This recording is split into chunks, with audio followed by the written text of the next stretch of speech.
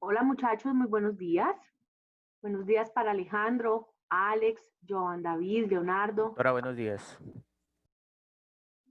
Bueno, vamos a dar una esperita de unos 5 minutos a ver si logramos el quórum para poder iniciar. Bueno, no olviden por favor tener a la mano sus noticias para que hagamos revisión de prensa, como lo hacemos habitualmente. Listo.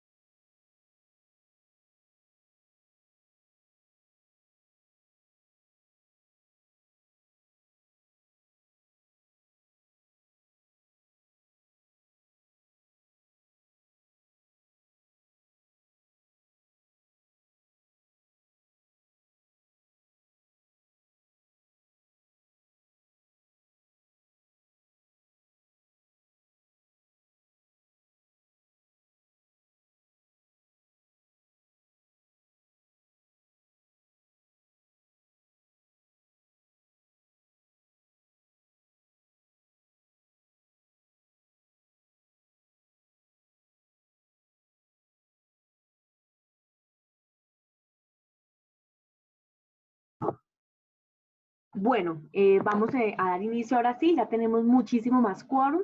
Muy buenos días para todos, bienvenidos. Espero que todo esté muy bien para ustedes. Vamos a iniciar con nuestra acostumbrada revisión de prensa. Entonces, muchachos, quien tenga noticia para hoy, por favor, levante la mano. Alex, Leonardo, Ana María, listo. Denme un momento, por favor. Voy al listado de asistencia.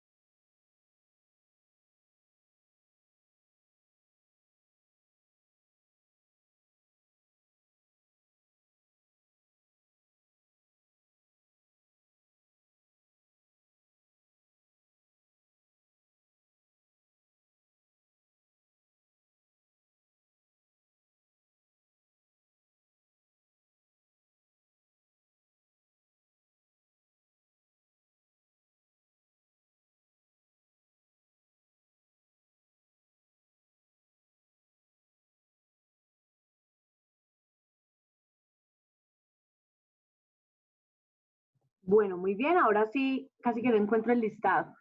Ahora sí, iniciemos. Alex, buenos días, te escuchamos. Buenos días compañeros, buenos días doctora, ¿cómo están? Pues a continuación me referiré a la escalada de violencia entre Armenia y Azerbaiyán.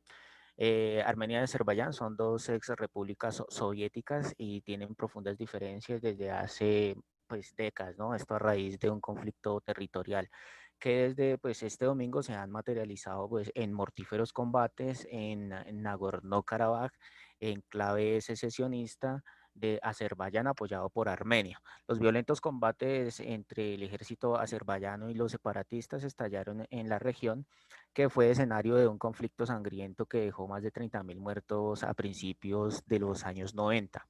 En la más reciente escalada de violencia, al menos 68 personas han muerto, de acuerdo a balances pues, incompletos, ¿no? Esto hace aumentar en la región y pues, en sus alrededores el temor de que estalle una guerra abierta entre Bakú y Ereván.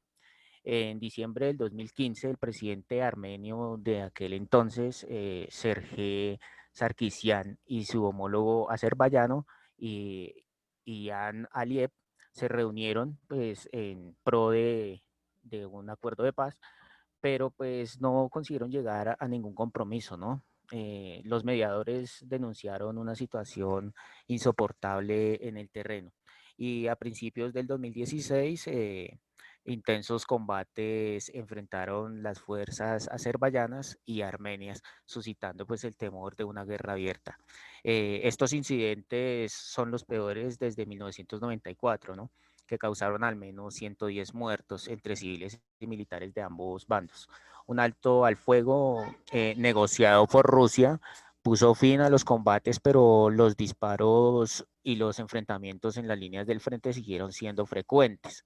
El 12 de julio del 2020 estallaron combates en la frontera norte entre los dos países, lejos de Nagorno-Karabaj, poco después de que el presidente azerbaiyano amenazara con abandonar las negociaciones de paz y considerara que Bakú tenía derecho a buscar una solución militar al conflicto. Rusia se dijo dispuesta pues a actuar como mediadora. A partir del 17 de julio los enfrentamientos bajaron de intensidad, pero se registran incidentes a diario. Según los balances oficiales, 19 personas murieron en julio, 12 militares y un civil azerbaiyanos y 6 soldados armenios. La gran potencia regional, pues allí recordemos que sigue siendo Rusia, ¿no? Y tiene unas relaciones más estrechas con Armenia. Eh, y que Azerbaiyán, eh, perdón, tiene pues más relación con Armenia, son más amigos, mientras que la otra es más apoyada por los turcos, ¿sí? Y pues de todas maneras Rusia, por ser potencia, vende armas a ambos países. De todas maneras, el presidente Vladimir Putin pidió pues este domingo poner fin a los mortíferos combates entre separatistas apoyados por Armenia y las fuerzas de Azerbaiyán en la región de Nagorno. Pues él dice que es importante hacer todo lo posible para evitar una escalada en la confrontación y que lo principal es poner fin a las hostilidades. Esa es mi noticia. Muchas gracias, Alex, por esa importante noticia. Efectivamente, estos conflictos territoriales, como el presentado en el Gran Cáucaso, por esta entidad territorial, ¿me recuerdas el nombre? Es Nargo, ¿cómo es que se llama? Es que es un nombre complejo, Nargo, Alex. Perdón, que pensé que estaba con el micrófono abierto. Nargonor, Karabaj. Con K. Karabaj. Ajá, Sí. exacta. Karabaj. Es que imagínense que allá hay dos temas, ¿no? El primero, Nagorno-Karabaj, tiene una identidad más armenia.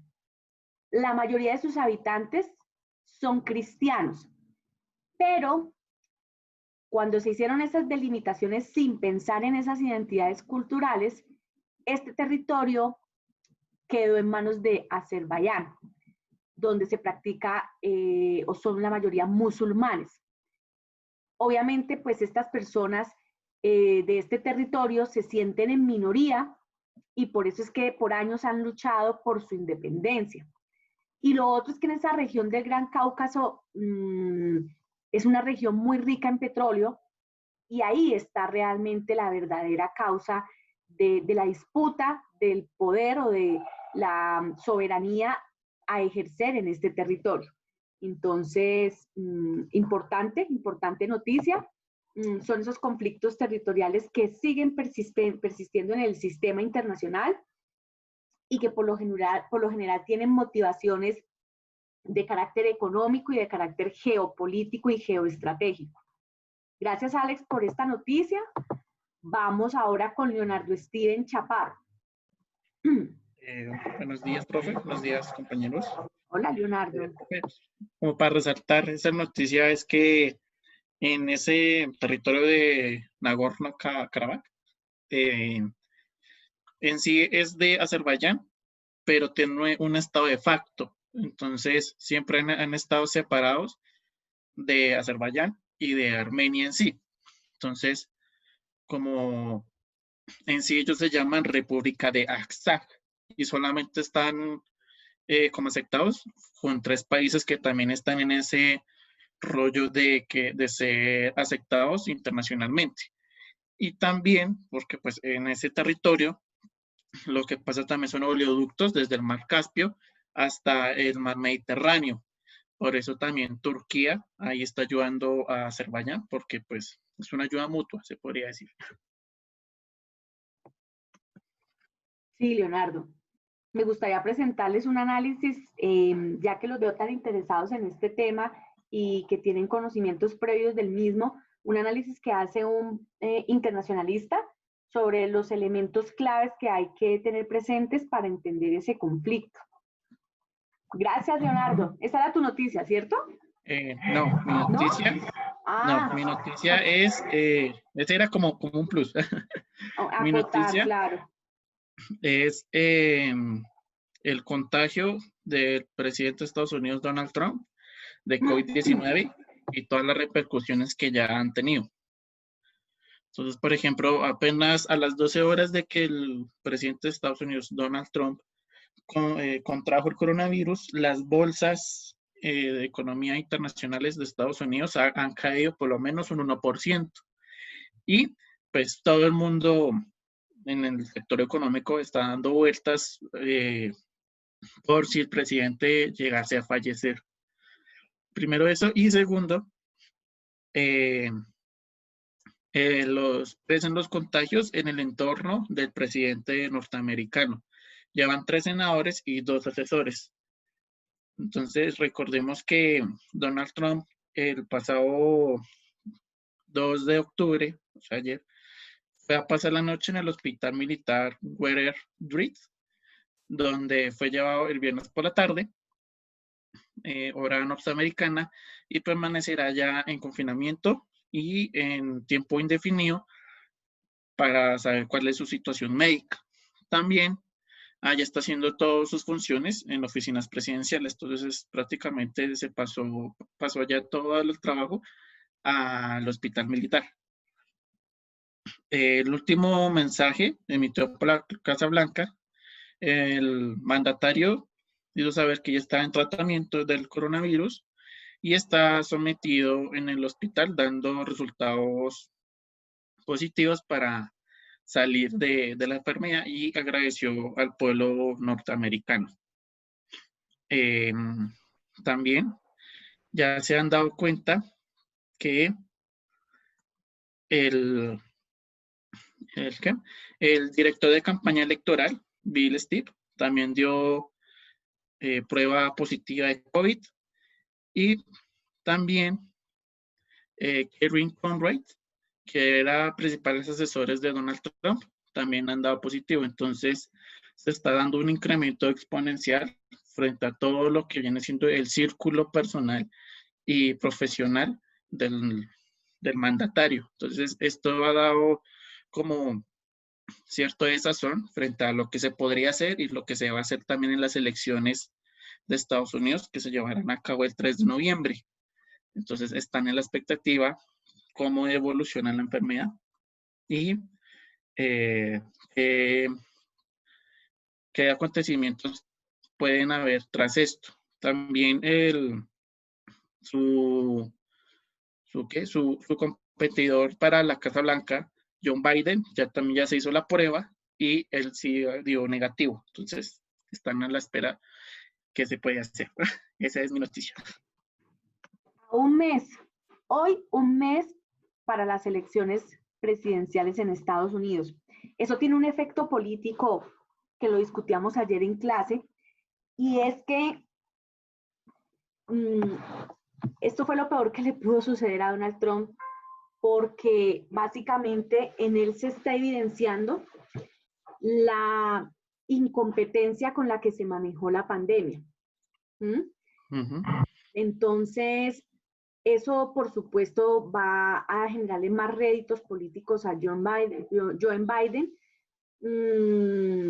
Y lo que tú dices, hay que esperar a ver qué pasa con la salud del presidente, porque el hecho de que se haya hospitalizado quiere decir que tal vez hay algunos signos ahí de mucho cuidado que toca tratar.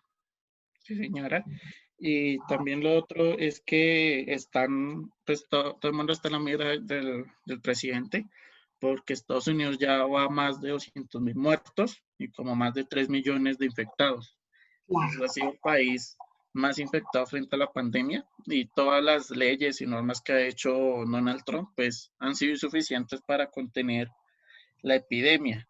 Y él fue uno de los más fervientes opositores de la cuarentena allá en Estados Unidos y el uso de mascarillas. Entonces, hay otro artículo que dice el mundo de Donald Trump que no pudo proteger a su país ni a él mismo. Entonces están en ese ¿qué?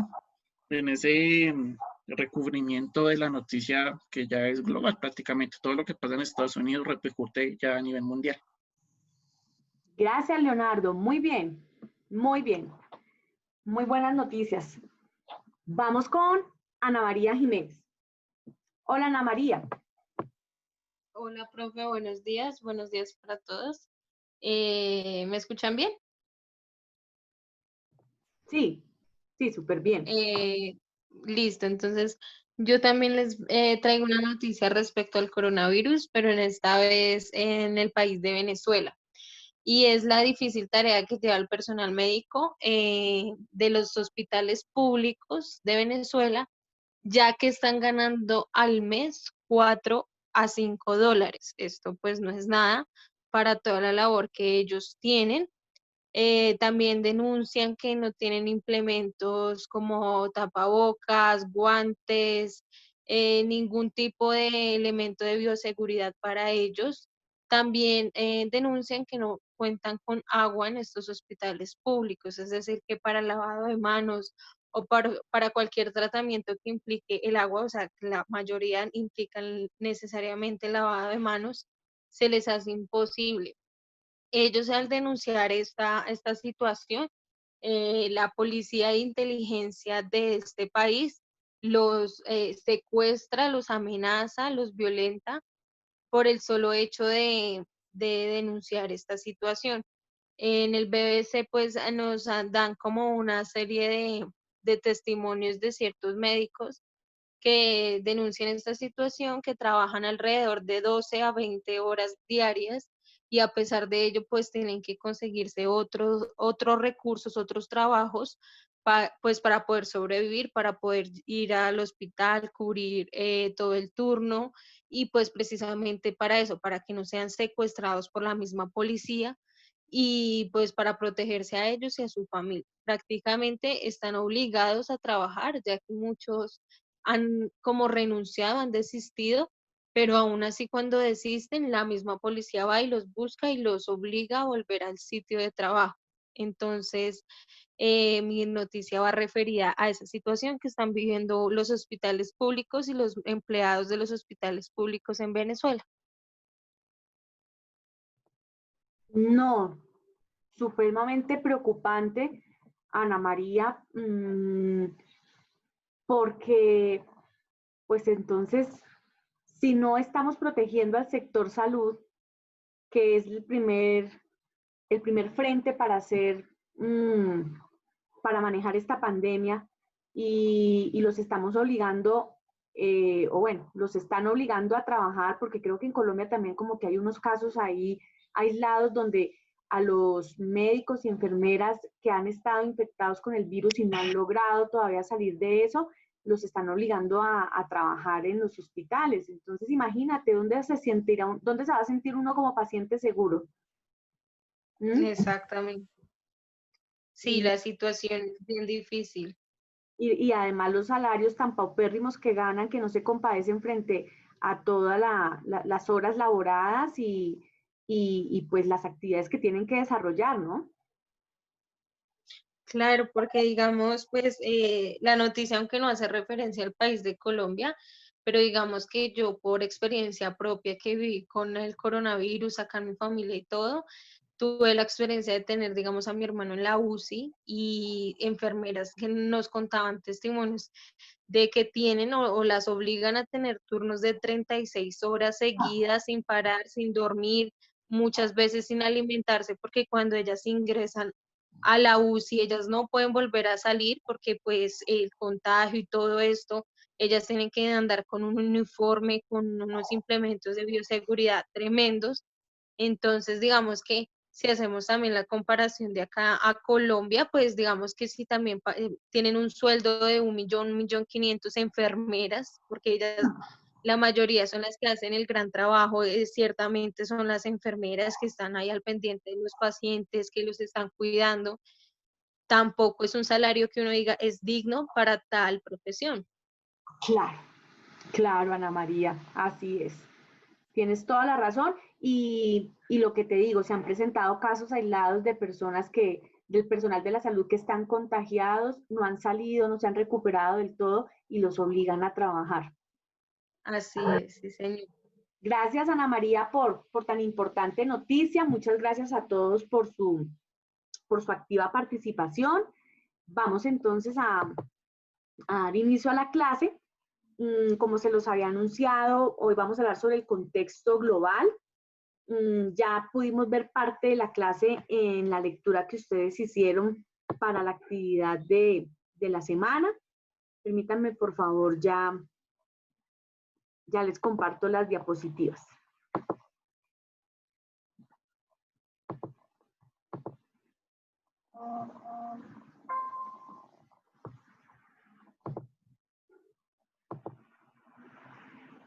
Por favor, ¿me confirman si están viéndolas? Sí, profe, sí está bien, ¿no? Vale. Sí, ya se están viendo. Listo, gracias.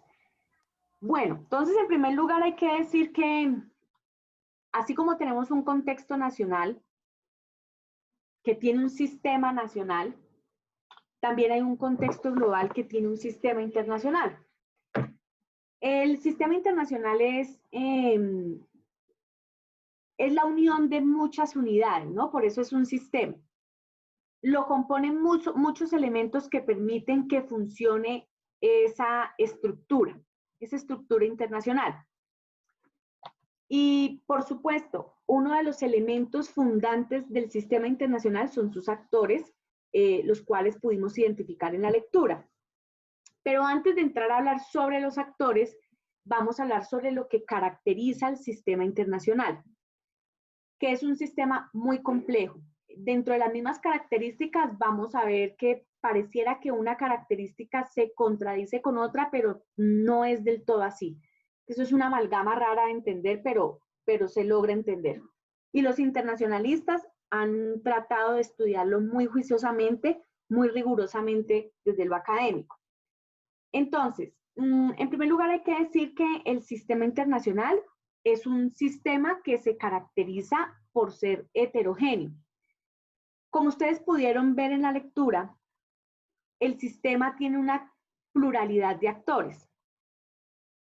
Y se dice que son plurales porque son distintos. Cada uno tiene una razón de ser diferente. Y cuando hablo de que cada uno tiene una razón de ser diferente, lo digo en el sentido de que cada actor tiene objetivos distintos para cumplir en el sistema internacional. Inclusive, esos objetivos se contraponen de actor a actor.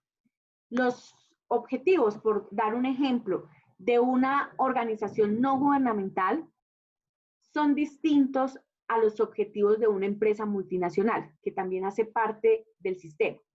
Entonces, por eso se dice que el sistema es heterogéneo. Y todos tienen una capacidad de influencia distinta, ¿no? Distinta dentro de los organismos internacionales de poder.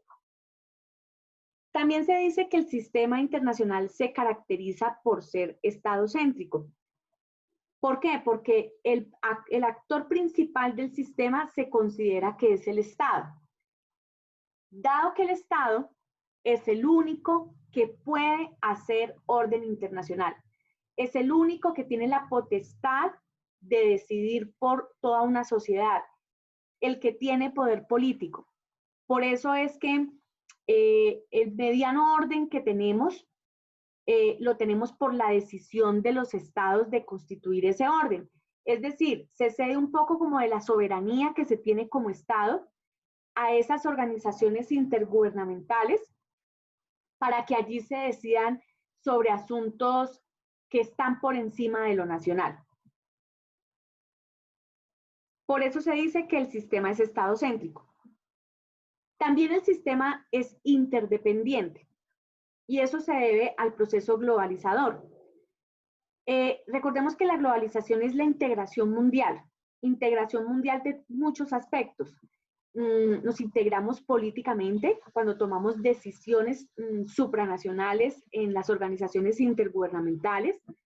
Nos globalizamos a nivel económico cuando suscribimos tratados de libre comercio o hacemos bloques económicos.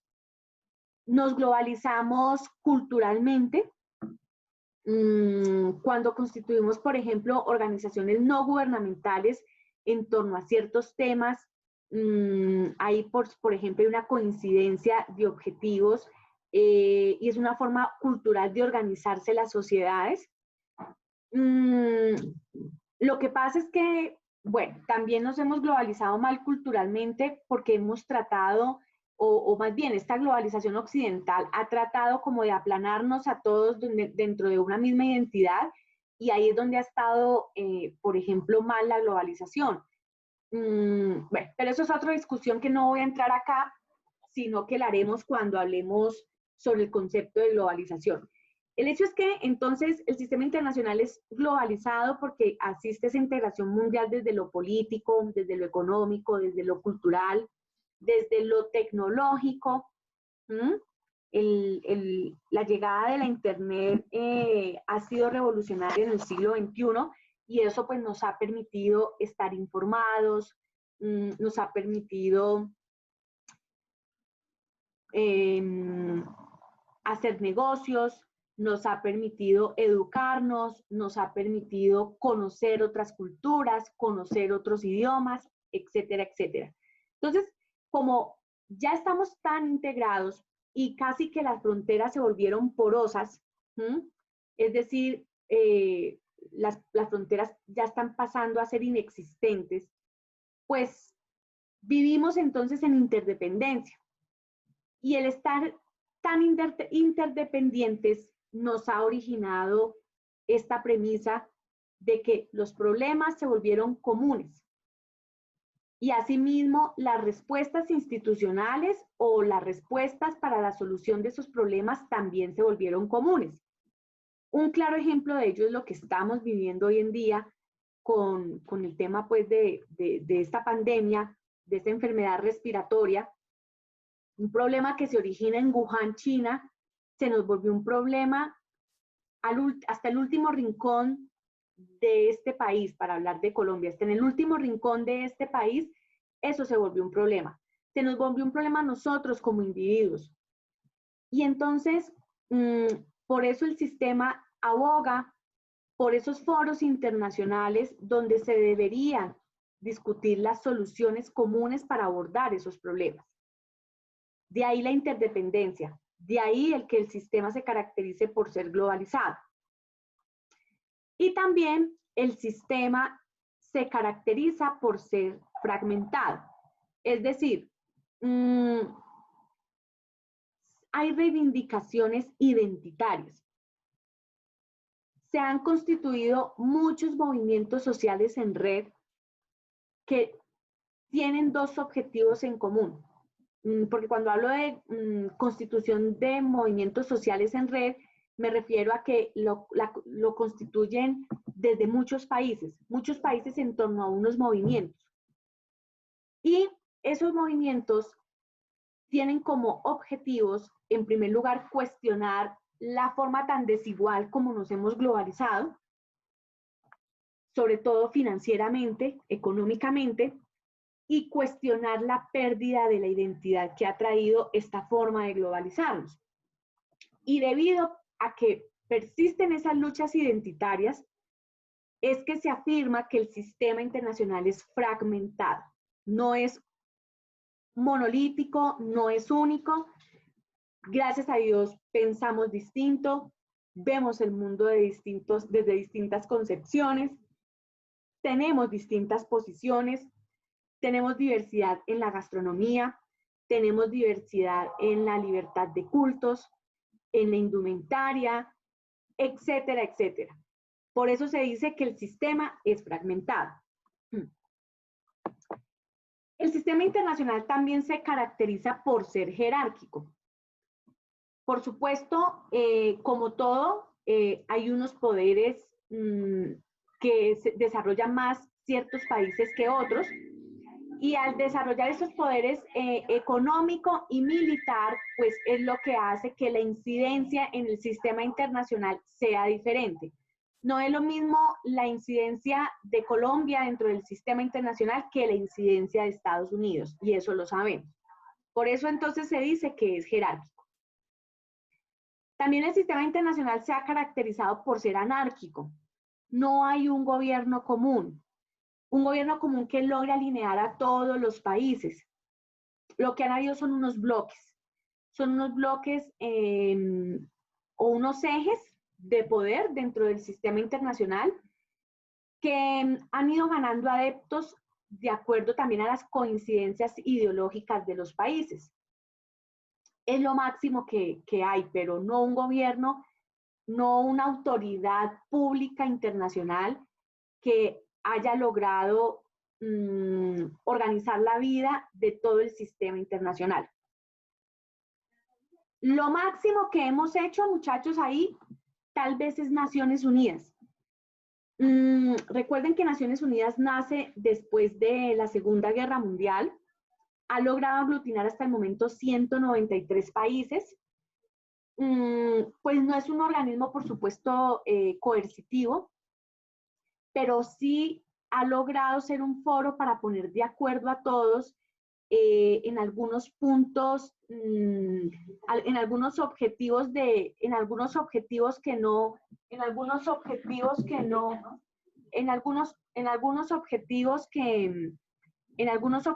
que nos conlleven a superar la pobreza y a mitigar el cambio climático. Entonces, es lo máximo que tenemos, pero no hay un gobierno común, no hay una estructura supranacional en donde todos los países logren, pues, obedecer frente a ciertas premisas. Lo que sí podemos decir es que el sistema internacional es ordenado, que existen unos factores de normalización, unos factores en los cuales nos hemos venido colocando de acuerdo para tratar de convivir medianamente en la sociedad internacional. Estos factores se pueden resumir en el respeto a los derechos humanos, y hoy en día lo vemos más con la suscripción de 193 países a los Objetivos del Desarrollo Sostenible, de los que les había hablado hace un rato, para cumplirlos a 2030. Esa es una agenda que responde claramente a un acuerdo de enfoque de derechos humanos, y ese es un factor de normalización. El respetarnos el derecho internacional público y el derecho internacional privado, ese es otro factor de normalización. Los estados han tratado de reglamentar entonces esas relaciones en el sistema internacional para precisamente preservar las soberanías de cada país y lograr cada uno sus objetivos. Otro factor de normalización ha sido el tratar de promover mucho más las democracias en los países. Sabemos que no es un régimen político perfecto. La democracia es uno de los sistemas de gobierno menos imperfectos, pero como con todo, con todo lo demás tiene sus desviaciones. Pero bueno, ahí ha estado la puja permanentemente por preservar y alentar a quienes todavía no están en democracia a que lo hagan. Si no nos hubiéramos puesto de acuerdo en esos factores de normalización, créanme, muchachos, que viviríamos en el estado de naturaleza donde el que prevalece es el más fuerte. Y no quiero decir con esto que obviamente en el sistema no se sigan presentando conflictos territoriales como el que ya nombraron ellos, el de Armenia y Azerbaiyán, más pues todos los que hemos tenido que vivir, nosotros mismos inclusive con San Andrés y Providencia, que no se siga presentando, o no siga siendo una fuente de amenaza la delincuencia organizada transnacional, donde tienen ahí presencia el narcotráfico, la trata de personas, la trata de mujeres. En fin, el sistema internacional es imperfecto, como todo, pero digamos que una mayoría ha tratado de acoger estos factores de normalización también para preservarse a sí mismo y preservar a su país y a la sociedad de su país. Bueno, entonces estas son, a grandes rasgos, las 8 características del sistema internacional. El sistema, como les decía, está compuesto por varios elementos, entre ellos, y el más importante, tiene actores. ¿Qué es un actor? Un actor es una unidad del sistema internacional, por supuesto, pero una unidad vital para el sistema. Es el actor quien dinamiza el sistema. Es ese actor quien, en el cual confluyen todas esas dinámicas propias del sistema para lograr unos objetivos supranacionales. Es el actor quien tiene una capacidad de movilizar recursos para lograr sus objetivos, Ya vamos a ver qué tipo de recursos. Entonces, actor como elemento central del sistema internacional. ¿Quiénes son los actores? En primer lugar, los estados nacionales, y aquí quiero volver a poner el acento de lo nacional. Cuando yo hablo de Estado-Nación, estoy reconociendo claramente que ese Estado, además de tener un gobierno propio, además de tener territorio debidamente delimitado, de tener su propia legislación, tiene algo muy importante que ya se los había mencionado arriba y es identidad nacional. Por eso el nombre de Estado-Nación, o así lo entendemos los politólogos. Y el Estado-Nación es el único que puede garantizar bienes y servicios, es el único que puede determinar cuáles son los deberes que debemos cumplir como ciudadanos en sociedad, es el único que puede garantizar acceso a la justicia, y eso es lo que lo hace imprescindible dentro del sistema y determinante para el sistema. El otro actor son las organizaciones interestatales o intergubernamentales. Como lo dice su nombre, son organizaciones que efectivamente han sido creadas por los estados. Y como se los dije hace un rato o hace un momento, cuando se constituyen esas organizaciones, nosotros estamos cediendo parte de la soberanía para ponerla ahí, en esa organización intergubernamental, y que desde allí nos condicionemos frente a las mismas reglas que nosotros aprobamos. Esas organizaciones intergubernamentales se constituyen siempre en favor de algún aspecto de la vida en sociedad, y de ahí que su carácter pues sea eminentemente público. ¿Qué ejemplos de organizaciones intergubernamentales? Vuelvo y repito, entonces, Naciones Unidas, con todo el tema del enfoque de derechos humanos, y por supuesto la presencia de los mismos representantes dentro de los países que se suscriben a Naciones Unidas para el cumplimiento de los mismos, la verificación del cumplimiento de los mismos. De ahí que tengamos, por ejemplo, hablando de Naciones Unidas, la presencia de un relator anualmente que viene a verificar cómo vamos en el cumplimiento de los derechos humanos de la sociedad. Otro tipo de organizaciones intergubernamentales pueden ser la Organización Internacional del Trabajo, OIT, organización que se creó con el fin de robustecer cada vez más los derechos laborales de la clase trabajadora de los países. La Organización Mundial de la Salud también es otra organización intergubernamental que se ha creado con el fin de trabajar arduamente en mejorar y hacer cumplir las políticas sanitarias en el mundo entero. Y no solamente eso, sino que también la OMS debería tener ese carácter de órgano, o debe tener ese carácter de órgano asesor que logre prevenir a los países sobre las posibles nuevas enfermedades que pueden aparecer en este mundo globalizado, y generar recomendaciones para que los países se preparen al momento que tengan que enfrentar este tipo de situaciones. Y así pues un montón. La Organización Transatlántico Norte, que también se creó con el ánimo de trabajar por la seguridad regional. En su momento la UNASUR, que vamos a verlas en unas clases posteriores, como esa organización subregional donde los países de América Latina quisieron tratar de tener un libre comercio entre sí, trabajar también por el cumplimiento de derechos humanos, suscribir tratados de entendimiento en materia de justicia, en materia militar. Bueno, esos son esfuerzos subregionales que también caben dentro de las organizaciones intergubernamentales.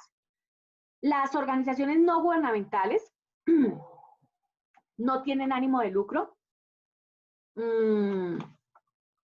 y estas organizaciones han cumplido dos objetivos.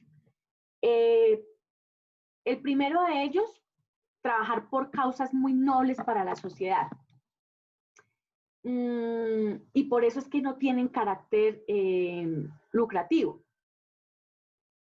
Y muchas veces o se apartan del Estado o trabajan con los estados. Cuando se apartan de los estados, lo que hacen es generar como un mecanismo de presión para decirles a los estados o a los gobiernos que hay que regular, concentrarse mucho más, poner toda la atención en ciertos aspectos de la vida social y en ciertos aspectos de la vida individual. Y cuando se acercan a los estados es porque muchas veces los mismos estados tercerizan sus funciones, las ponen en manos de ONGs que puedan ayudar a cumplir esas funciones. Pero casi esto pues no ha sido una constante. Ejemplos de organizaciones no gubernamentales y de carácter internacional, por ejemplo está Greenpeace. Recordemos que Greenpeace trabaja o su objetivo es toda una estrategia de recuperación, de protección y de cuidado del medio ambiente. Y ha ganado afectos en muchos países porque pues recordemos que esta es una generación muchísimo más ambientalista, que ha padecido pues todos los rigores de estas políticas industriales, de desarrollo industrial desmedidas y pues, digamos, consecuencia de eso ha sido el cambio climático al cual asistimos hoy. Entonces, ya poder vivir con las consecuencias de no tener políticas acordes con el medio ambiente ha hecho que estas generaciones se vuelvan más conscientes ambientalmente y que este tipo de ONGs tengan éxito en los distintos países. Las empresas multinacionales también son otro actor del sistema internacional. Las empresas multinacionales sobre todo representan mucho el carácter capitalista que ha tenido la globalización. Se instalan en los países, extraen lo que tienen que extraer y se van. Y ahí ha habido una crítica muy fuerte, a eso se le ha denominado el capital golondrina. ¿Por qué? Porque no invierten en el país o no le devuelven al país económicamente lo que deberían devolverle, producto precisamente de esa extracción que se hace. También han sido muy criticadas por las condiciones tan precarias de contratación laboral. Y bueno, pues básicamente todo está mediado por el lucro. Ejemplos de multinacionales, el sector financiero internacional es un ejemplo de ello. Y cuando hablo del sector financiero, estoy hablando del Fondo Monetario Internacional, del Banco Mundial, quienes por años han tenido, han tenido una presencia muy fuerte, sobre todo en esta región de América Latina, con los préstamos a los que ha tenido que acudir los distintos gobiernos, y ya vemos pues cuáles son las imposiciones cuando no se cumplen con esos créditos a tiempo. Y pues ahí entonces hay una relación básicamente de subordinación. Ejemplos de multinacionales, Coca-Cola, Nestlé, Johnson & Johnson, bueno, y me quedo corta porque hay un sinnúmero pues de empresas que caben dentro de este actor internacional. Los otros actores son los individuos influyentes. Y cuando hablo de influyentes, lo digo porque se vuelven ejemplo. Se vuelven ejemplo para la sociedad internacional. Y los hay en distintos ámbitos de la vida. El Papa Francisco, por supuesto, es un individuo influyente desde lo religioso, desde lo espiritual. Shakira, James Rodríguez, Mariana Pajón, todos estos artistas, deportistas que de una u otra manera se han destacado a nivel internacional, son individuos influyentes en toda, en la vida individual de los seres humanos y por supuesto en la cultura y en el deporte son influyentes. Gabriel García Márquez era un individuo influyente, Premio Nobel de Literatura. El expresidente Juan Manuel Santos, Premio Nobel de la Paz, también se puede categorizar como un individuo influyente en su forma como llevó a cabo el proceso de paz y que en muchos otros países está siendo consultado sobre la estrategia que utilizó. Y así sucesivamente. El terrorismo también es un actor. Es un actor ilegal, pero es un actor del sistema. Es un actor que tiene sus propios objetivos, tiene sus propios métodos de incidir en el sistema y tiene su propia organización. El terrorismo internacional, porque así se llama, es una nueva amenaza a la seguridad de los países. El objetivo siempre del terrorismo es ser muy contestatario desde el terror, ser muy contestatario frente al orden establecido. Y su forma de expresar que está en desacuerdo con el orden mundial es precisamente perpetrando los mayores actos de violencia que puedan devastar a una sociedad. Esa es la forma como ellos se expresan, es la capacidad que ejercen, por supuesto, es una capacidad dura, de poder duro, y como les decía a ustedes, tiene su propia organización a nivel nacional y a nivel internacional.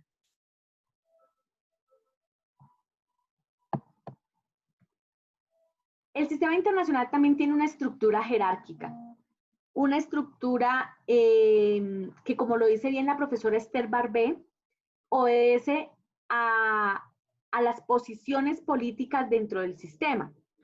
Entonces, a lo largo de la historia, vemos cómo la unipolaridad ha sido, por ejemplo, parte de esa estructura jerárquica, y esto es propia de los imperialismos, cuando teníamos estos grandes imperios colonizando en todo el mundo, con unos reinados tan grandes que, como dice Diana Uribe, nunca se ocultaba el sol, tratando de imponer su visión del mundo, muy céntricos, desconociendo lo que no se pareciere a ellos.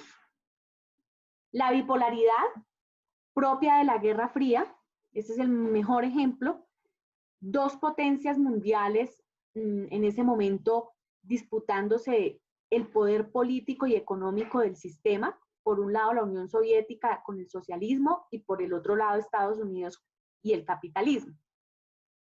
Y por último la multipolaridad, que como bien se los decía hace un rato, son varias potencias emergentes las que hacen parte del sistema y las que pujan de un lado para otro, que es a lo cual asistimos hoy. Por un lado, entonces, Estados Unidos haciendo alusión a su poder duro, y cuando hablo de poder duro, hablo del poder que se hace con base en la coerción, con base en la fuerza, igual que Rusia, y por el otro lado, aquellos países que hacen alarde del poder blando, que tratan es más bien de consensuar, tratan más bien es de volverse un ejemplo, de que a las buenas maneras pues los países se vuelvan adeptos a ellos, y ese es el caso de China. Entonces, de ahí que se puede hablar de una multipolaridad. Como les estaba diciendo, pues hay capacidades objetivas y subjetivas, y básicamente pues esto tiene que ver con las maneras como se logre o se trate de atraer al otro. Por eso es que en el uso de esas dos capacidades se habla de que el sistema internacional es un sistema de dos dinámicas, o de dinámica de cooperación o de la dinámica del conflicto. Y cuando hablamos de dinámica de cooperación, y lo ha dicho también Naciones Unidas en sus asambleas generales, no se trata de cooperar con el otro con dinero. No es que un país coopera con el otro solamente con dinero, porque además eso se vuelve a la larga créditos para el país que recibe esos dineros. Es más cooperación de transferencia de capacidades. Si yo como país soy exitoso en lograr mejorar, mitigar el cambio climático en mi país, voy a darles un ejemplo, entonces yo como país debería cooperar con quienes no son tan fuertes en cumplir con ese objetivo de mitigar el cambio climático y pues hago toda una estrategia que me permita capacitar a los tomadores de decisión de ese otro país que necesita fortalecerse en el cumplimiento de ese objetivo. Compartimos estrategias, compartimos experiencias exitosas, hacemos inclusive visita de campo para que pues eso quede debidamente evidenciado y entendido y comprendido por el país que necesita ese tipo de cooperación. Es en ese sentido, en la cooperación técnica, que le llaman los internacionalistas, más que en la cooperación económica o en la cooperación financiera. Y esa es la dinámica que debería tratar de prevalecer en el sistema internacional, que nadie se quedara atrás. Y de ahí, por ejemplo, en esa dinámica de la cooperación, es que Joseph Stiglitz habla en su libro ¿Cómo podría funcionar la globalización? Todo el libro está sustentado bajo esa dinámica de la cooperación. Y la otra, pues, es la dinámica del conflicto, que como ya les dije, es la de la imposición, la de un solo proyecto, de una sola forma de ver el mundo, tratar como de aplanar el mundo entero, de tal manera que las identidades nacionales pues pasen a un segundo lugar, y siempre tratando de revisar las maneras bajo las cuales yo puedo tener sujeto al otro, subordinado al otro, respondiendo solamente a mis condicionamientos y a mis criterios. De eso se trata la dinámica del conflicto. De tal manera, muchachos, pues que eso es como a grandes rasgos los elementos que componen el sistema internacional y un poco las dinámicas bajo las cuales esos actores se mueven dentro del sistema. No sé si hasta aquí hay alguna pregunta. ¿O todo quedó claro?